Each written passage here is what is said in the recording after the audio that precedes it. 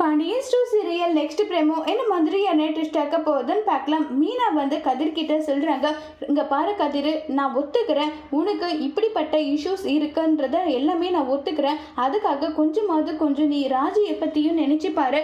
ராஜி உன்னை நினைச்சு ஒவ்வொரு முறையும் அவ்வளோ ஃபீல் பண்ணிட்டு இருக்கா. அவளை பத்தி கொஞ்சம் நினைச்சு பாருப்பா சொல்லிட்டு சொல்றாங்க.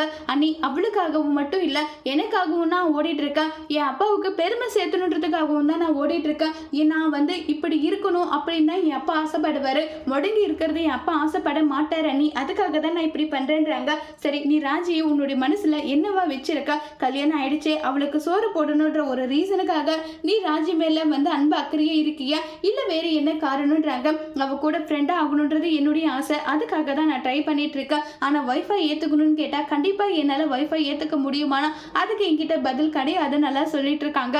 இதை கேட்டதுமே ராஜி பயங்கரமா ஃபீல் பண்ணி மீனா கிட்ட போயிட்டு, இதுக்கு மேல இதை பத்தி பேச வேண்டாம், அவனுக்கா எப்ப மனைவின்னு தோணுதோ அப்ப அவன் என்கிட்ட எதா இருந்தாலும் சொல்லட்டும், இப்ப அவன் சொல்லலைன்னா விட்டுடுங்க, இனி இதை பத்தி பேச வேண்டாம்னு சொல்லிட்டு ராஜி ரொம்பவே வருத்தமா அழுதுகிட்டே அங்கிருந்து போறாங்க.